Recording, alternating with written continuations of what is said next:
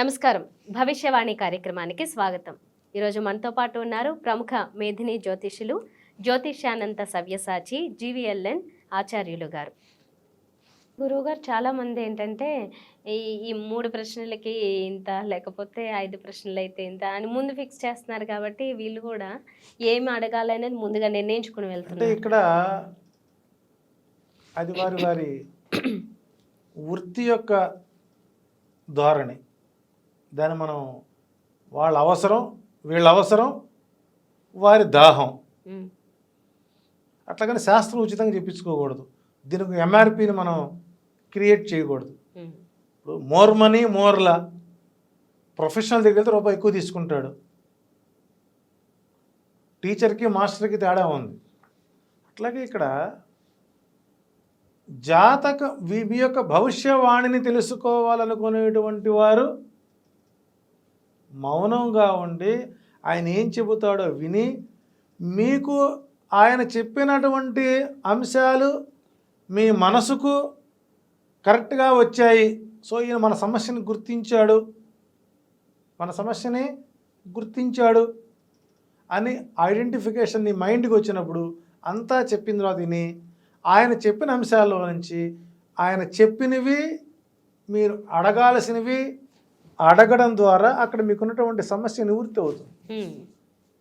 చూద్దాం గురుగారు. అంటే ఇది చూసిన తర్వాతైనా చాలా మంది వెళ్ళిన తర్వాత వాళ్ళ సమస్యలన్నీ ఏకధాటిగా అడగకుండా మీరు ఏ జ్యోతిష్యునైనా కలవండి, మీ వివరాలు చెప్పి మౌనంగా నవగ్రహ స్తోత్రం పారాయణం చేసుకోండి. ఆయన చేత బహుశా ఆయన చెప్తాడేమో.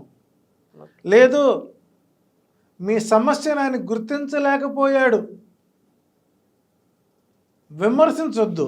దండం పెట్టి వస్తాం స్వామి, మీరు చక్కగా చెప్పారు, ధన్యవాదాలు. ఆయన బయటకు రావడం ఉత్తమం.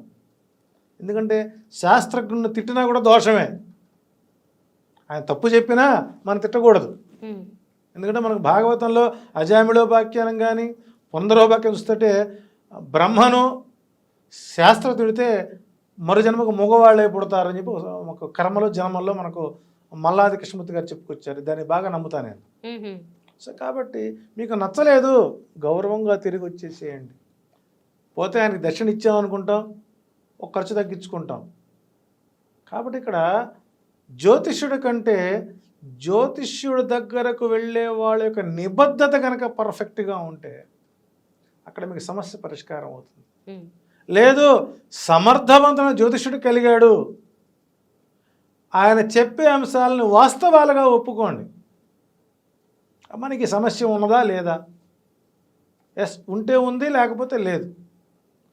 ఇక్కడ ఉన్నదాన్ని లేదని ఒప్పుకున్నా, ఆయన చెప్పిన దానికి అన్ని డుడు బసం తలకాయ ఊపినా దోషం అనుభవించాల్సింది మళ్ళీ మీరే. కాబట్టి ఒక జ్యోతిషుడు సంప్రదించినప్పుడు, మీ భవిష్యత్తు కోరుకునే భవిష్యవాణిని కోరుకునేటప్పుడు మౌనం మీ పాలిటి వరంగా మారుతుంది. ఆ జ్యోతి వెళ్ళినప్పుడు ఒక నమస్కారం చేసి తాంబూలం ఇచ్చి, అయ్యా మా జీవితంలో జరిగే సంఘటనల్ని భవిష్యత్తు ఎలా ఉందో చెప్పండి అన్నప్పుడు అక్కడ జ్యోతిషుడి యొక్క ప్రజ్ఞాపాఠవాలు బయటపడతాయి.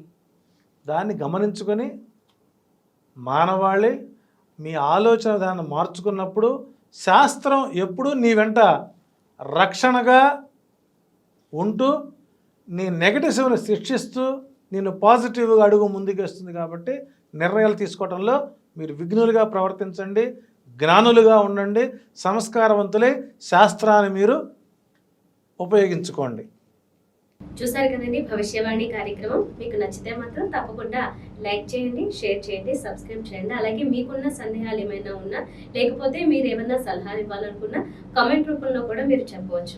ఇంకా మీకేమైనా పర్సనల్గా ఎలాంటి సమస్యలు ఉన్నా నేరుగా సంప్రదించాలనుకుంటే గురువు గారి వ్యక్తిగత నెంబర్లు స్క్రీన్ మీద కనిపిస్తూ ఉంటాయి. వాటికి కాల్ చేసి మీరు నేరుగా కలిసే అవకాశం కూడా ఉంది. ఈ కార్యక్రమాన్ని తప్పకుండా మీ స్నేహితులతోనూ బంధువులతోనూ పంచుకోండి. మరిన్ని అద్భుతమైన ప్రశ్నలకి అద్భుతమైన సమాధానాలతో మరో భవిష్యవాణి కార్యక్రమంలో మీ ముందుంటా. నమస్కారం.